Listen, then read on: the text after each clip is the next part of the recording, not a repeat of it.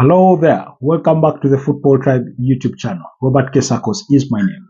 I hope you guys are doing well. I hope you're having a wonderful weekend and you are enjoying the international break as unenjoyable as it can be. If you do have national teams that you do pay allegiances to, as I do to the Uganda Cranes, I hope you found some football to catch up on and enjoy those different games. The UEFA Nations League is going on. The Africa Cup qualifiers, that's for the 2025 editions, that will be hosted in Morocco, are also underway. So we are enjoying that. And to kick off things in that respect, my Uganda Cranes did share the spoils with South Africa in a 2-all draw. South Africa needing a very, very late equalizer in stoppage time to pick a point out of this particular game. Despite the fact that they had found themselves in the lead through Lyle Foster, Dennis Omendi went on to cancel that lead with a brilliant strike that was quickly followed by Rogers Mato's exceptional strike, uh, just a few yards from the center arc there, and he struck that ball past the goalkeeper, which by the way caught the goalkeeper by surprise and hit the back of the net to make it 2-1 for the Uganda Cranes there. Paul Put, in charge of this Uganda Cranes side, seemed quite pretty delighted. Uganda Cranes, I did thought they could walk away with all 3 points, but Valente Mbatha had other ideas. Caught them. I wouldn't. There were so many bodies of Uganda Cranes players in that box, but they didn't do it well to defend. They just had bodies there, but their minds seemed to be elsewhere. As Mbatha slaughtered that ball at the near post, past Ismail Watenga, who was in goal, to end the game 2-2 or draw. So, but anyway, that was that. Today we are here to speak all matters Arsenal. And the reason as to why we are speaking Arsenal is because I do feel, I can't shed off this feeling that Arsenal have a thin squad. And that is in comparison to their two major Premier League title rivals in Liverpool and Manchester City. Now, bear with me if you disagree or and if you agree, then this is the conversation for you to listen to. In comparison to Manchester City, who are the defending champions for 4 times in a row, and then Liverpool, who were in the title conversation last season until I think the last 5 games, and who are now under the new charges of Anna Slot, who have had a great start to their Premier League campaign, by the way.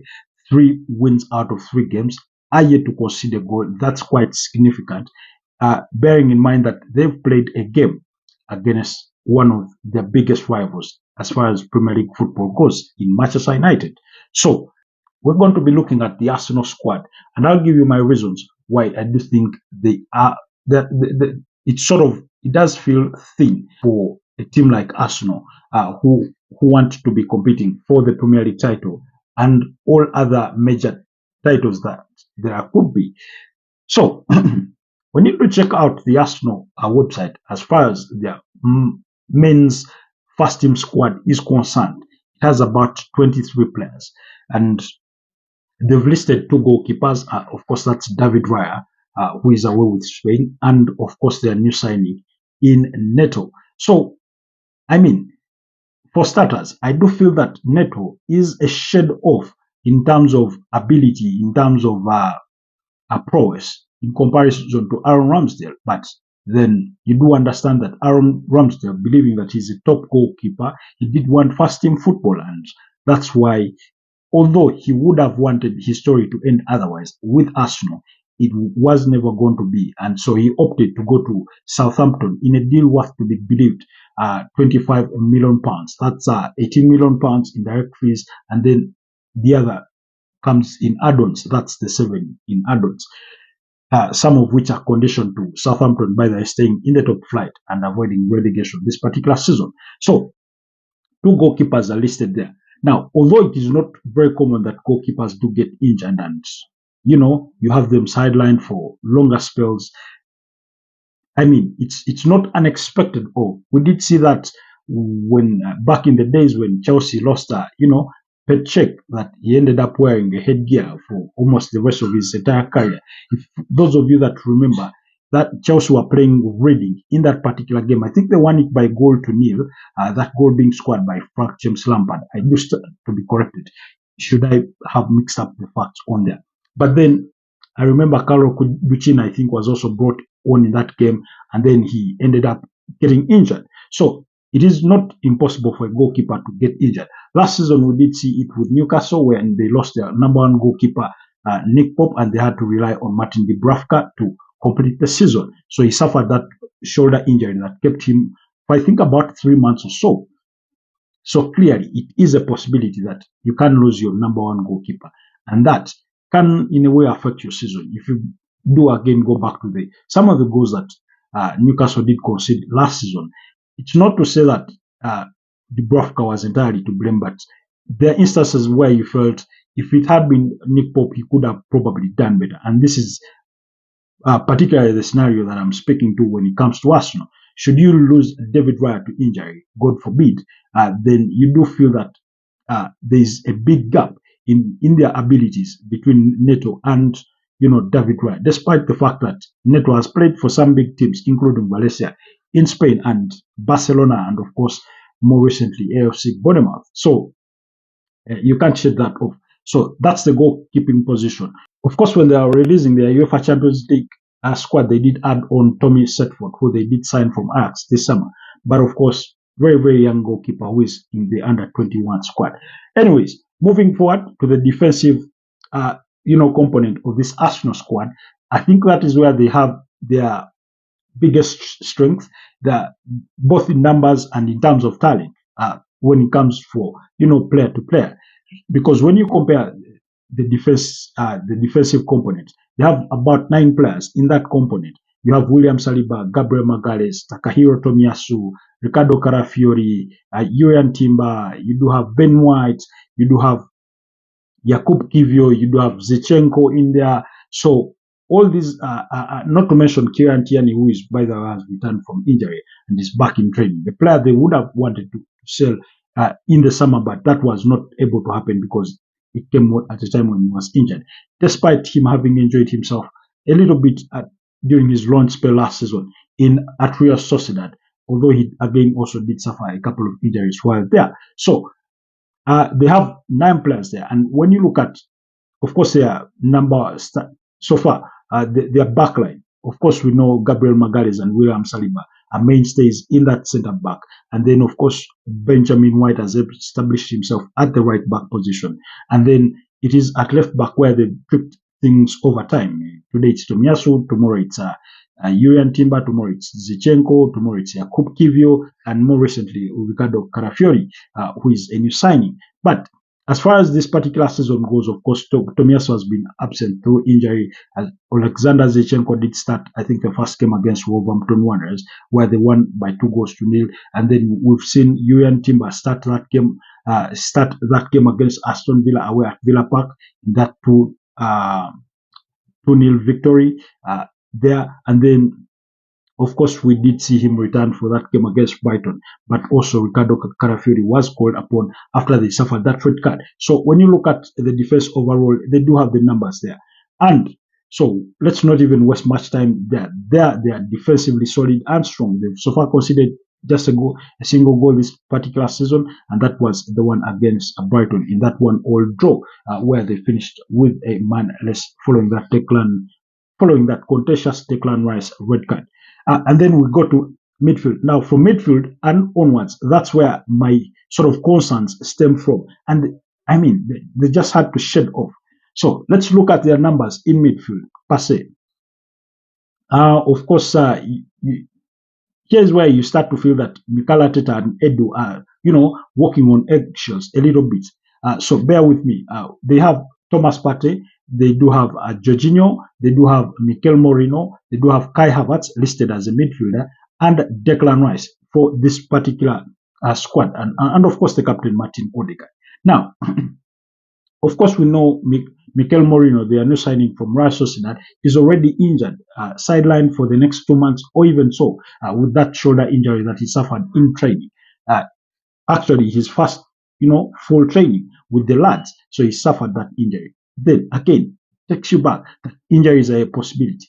Thomas Partey, for the last 2 seasons, especially last season, you can't sort of shed away the feeling that he's oftentimes an injury, a game away, a training away from another, injury that could keep him out of action for a month or two. We did see that, I think, in the 2022-2023 campaign, where at the tail end of the season, when Arsenal needed him the most, he got injured and their title pursuit crumbled away, and Manchester City ended up lifting the title. Last season, again, there was a drop off in form at some point for him, and of course, he was not injury free all season. So he's one player that you do know that he's going to get injured at some point. Every time he plays, whether it's a good game, whether it's a bad game, you can't help the feeling that, I mean, if you're an Arsenal fan, I know if you're an Arsenal fan, you can't just help shed off that feeling that anytime this guy is going to get injured, and yet he's a very, very crucial player to that Arsenal team. And then, of course, then comes Jorginho. Can he fill in that void? Yes, but he's not the same type of player. You see, that's the thing about Arsenal, that when it comes to their deep lying midfield, that's the role of number 6. They do have Jorginho, they do have Declan Rice, they do have Thomas Partey. All 3 players can play that position, but they play it differently. All of them. Thomas Partey, very much different from Declan Rice, much different from Jorginho. Jorginho is slow-paced. Does he have a good pass? Yes, even a long-range pass. Thomas Partey brings all the physique, all the tenacity, winning those physical duels, and then he has so many progressive passes. He likes to play going forward. And then you have Declan Rice. Usually Declan Rice, when he's played in that role, he goes for diagonal passes, sideways, and all that kind of thing. But he's very capable when it comes to winning the ball back and all that thing. So, but they're all different. So, and then you do have their captain in Martin Odegaard. And this is where the painstaking point for me comes in, is that with your new signing in Mikel Merino already injured, what if Martin Odegaard gets injured tomorrow? And we did see him, I think, struggle in that game against Brighton. He had a knock in that particular game. So you can't help it that what if he gets injured? Who is a pound for pound replacement for Martin Odegaard? That's where the biggest gamble for me is. What are Arsenal's options should Martin Odegaard, get injured? They've let go of Fabio Vieira, who they've sent back on loan to FC Porto, which I do think was not a popular opinion or decision to make, because, you're going to be competing in so many competitions. You need the numbers, and I thought that Fabio Vieira, this could have been his season to get more game time, because you have more UEFA Champions League games. You have to play the FA Cup, you have the Carabao Cup, which, by the way, I think Arsenal will be playing Bolton Wanderers very soon. So it's going to be a very demanding season, that every 3 to 4 days you have a match to play. They do have a game in the UEFA Champions League against Atlanta, and then return home to play Manchester City. So, you would have needed, that maybe you're winning this game, it's 75th minute, it's the time you pull out Martin Odegaard, give him a little bit more rest in preparation for the next game, and then if Fabio Vieira steps in. So that kind of thing. So they've lost that leverage. And then, so what are the options? Mikel Merino, already injured. Then you would have to pull Leandro Trossard backwards to play that role. Can he play it? Yes. Does he play it the same way Martin Odegaard would play it? Definitely not. Then you have a youngster in the under-21 squad called Ethan Nwaneri. Now, is he capable of playing that role? Yes, very capable, very capable. But also a young player was hardly had 90 minutes of senior football in terms of playing for this Arsenal side. So it would be a little too much to ask of him. So it's easy to say that he's very untested at the top level. So you cannot really be counting on him that he's your number one replacement for if you lost Martin Odegaard. And then we go to the forward or the strikers. For starters, it goes without saying that Arsenal are very short on those numbers. As far as their forward component of the squad is concerned, they've listed Bukayo Saka, Gabriel Jesus, Gabriel Martinelli, they've listed Leandro Trossard, and Raheem Sterling, who, by the way, his signature has sort of divided opinion in some sections of the Arsenal fan base. Remember, Kai Havertz was listed as a midfielder, but we do know he's being played as a striker or the false nine, whatever you may want to call it. And there's that feeling that should Martin Odegaard, get injured, he could be pulled back to play in that role. Would he play it the same way Odegaard does it? Definitely not. He's not that intricate a player to, give to you what Martin Odegaard gives you. He can't lead the press the same way Martin Odegaard does, but when it comes to, playing those short passes, dribbling a few players off and creating spaces, finding pockets of spaces with that exquisite pass, I mean, it's only him that really does it in this particular Arsenal side. If you need to understand more of that, go back to that game when they were beating Chelsea 5-0 last season. That pass that he plays for Kai Havertz to score his first goal in that game, which was making, I think, the scoreline 3-0 at the time. So, anyways, the forward line, you do have Gabriel Jesus already injured for this particular one. Martinelli he's been a player of form. So anyway, Raheem Sterling does come in to give competition. Bukayo Saka, I feel there's little cover there because should he get injured again, which is a possibility, although it hasn't happened quite often in the last 3 seasons, you do feel that it would have been Gabriel Jesus to cover Reece Nelson, who has since been let go to join Fulham on a season-long loan, and now it will be a Raheem Sterling.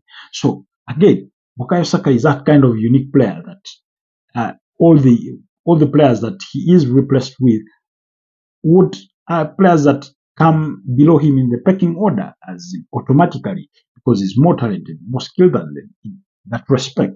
So you just feel that there is a shortness in midfield and in those forward lines. What if Kai Havertz gets injured? You already have Gabriel Jesus sidelined with injury, who then plays as your number 9 or your false 9. We all know that Leandro Trossard doesn't really thrive when you play him in that role as your lead striker. He prefers to play coming off, the wings, coming off as a number 10 behind the striker in that kind of position. So when you start him as the lead striker, oftentimes, in what I've experienced of him, he doesn't really thrive in that kind of role. And then comes Raheem Sterling, who, by the way, didn't have a very good season last season. But that game in which they shared the spoils with Manchester City, I think in a 1-1 draw at the Etihad, you're going to have to struggle a little bit to remember his moments of brilliance throughout the course of last season, which is why he has divided opinion among the Arsenal fan base.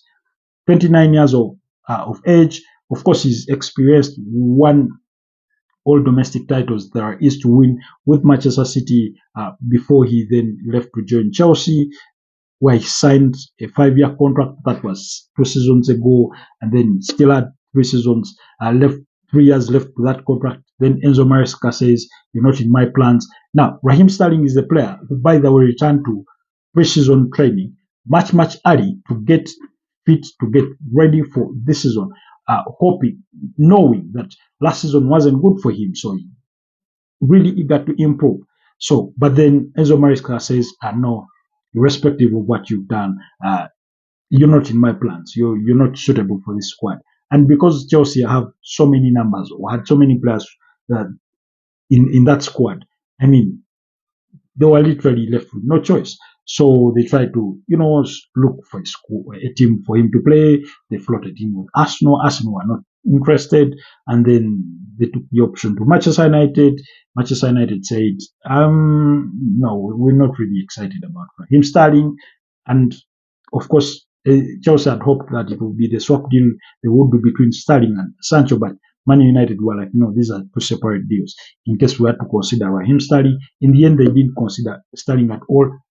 But Chelsea, interestingly, considered Sancho and took him on a season-long loan with an option or obligation to buy perhaps for, about £25 million or so. So, and then in the end, he comes to Arsenal. he, in his own words, he says it feels like a perfect fit. Is it a perfect fit though? We'll wait to see. Of course, if you're Raheem Sterling, you're eager to impress this season. One, to disprove your doubters at Chelsea, to perhaps win yourself a permanent move to the Arsenal, and three, maybe to secure yourself a move to another big club, either in England or around Europe, to say that, respective of your age, which will be 30 at the time, you can still crack it. So, is he a good addition for Arsenal? Looking at their squad numbers, it's it's one of those decisions that they really have no choice about. Really, it's just good that they do have another body in the squad, and not just a body, but a body, Raheem Sterling, whose prowess we already know about. Does he miss loads of chances? Yes, he does miss them. But I mean, on a good day, Raheem Sterling is one of those players that can win you a match. He can score a hat trick, and then a next game misses as a sitter. Is that kind of player. So that's why I do feel, when I look at those numbers, when I look at those results, that's why I feel that Arsenal squad is a bit thin. Because, like I said, every 3 to 4 days, they're going to be playing a game. And then of course, you have the advantage for them, especially when it comes to their defenders, is that they have a couple of players there who are very dynamic that can be shifted and play to some of them in midfield. Players like Kieran Timber, Ben White, players like Alexander Zichenko and Ricardo Carafiori. These are players that can be shifted to go and play, upwards in midfield. But we'll wait to see if Mikel Arteta will test those options. But the most concrete one is that of Alexander Zichenko, because he does play midfield for his national team. That is the Ukraine. So, and I do think, we won't be surprised should we see Alexander Zichenko be given minutes playing as a left midfielder in this Arsenal squad. So it's one of those expectations that we are waiting to see. We cannot conclude this episode without looking at their next 5 games in context of that squad that we just looked at. First of all, when they do return from the international break on September 15th, that is on Super Sunday, they will be engaged in the London Derby at the Tottenham Hotspur Stadium to play Tottenham. And then following week on Thursday, I don't know why this game has been scheduled for Thursday. Perhaps we will need to understand a little later why it is being played on a Thursday. But they will face off with Atlanta, the defending champions of the Europa League. They will be facing them in the UEFA Champions League away in Italy. So those are 2 away games. Of course, the one in London against Spurs is a very short trip for them, about 7 kilometers from the Emirates Stadium, from what I gather. And then, once they return from Italy, after playing Atlanta, they go to Manchester City, another away game. So those are 3 consecutive away games for the Arsenal. They play the defending champions of the Premier League. And they do have a bone to pick with Manchester City, following Rodri's comments last season that when they went to the Etihad, they played for a draw. So expect a very big fixture or type fixture in that particular fixture. So that is on September 22nd. So after that, then they go to midweek and host Bolton Wanderers at the Emirates Stadium. That is in the Carabao Cup. That is now. Remember, their goalkeeper, Neto, is captain because he did feature for Bournemouth in the Carabao Cup, so he won't be eligible to play. He's captain. So that means it will be either Raya or Tommy Setford to play in this particular fixture against Bolton Wanderers. So then after that, they do play Leicester City. That is on September 28th at the Emirates Stadium. And then on 1st October, I think that's midweek, 1st October, they play Paris Saint-Germain at the Emirates Stadium. It will be a Tuesday. So clearly, that shows you the congestion of fixtures. Every 3 to 4 days, you're playing a game. So if you do have a narrow squad, then your ability to rotate those players to suit those competitive games, is going to be very difficult. Because in any case, the one game that you could say may appear to be lighter, and I use those words very carefully to say may appear to be lighter, is the one against Bolton Wanderers in the Carabao Cup. But all the other games are big. Spurs, London Derby. Man City, very big game. Atlanta is no team to joke with. We all remember seeing them obliterate that unbeaten by Leverkusen in the Europa League finals last season. And then you do have a Paris Saint-Germain who are under the charges of Luis Enrique. Never mind that they've lost Kylian Mbappe who has since joined Real Madrid. But that doesn't make them any lesser of an opponent. So clearly, and then you do have a Leicester City who are desperate for points.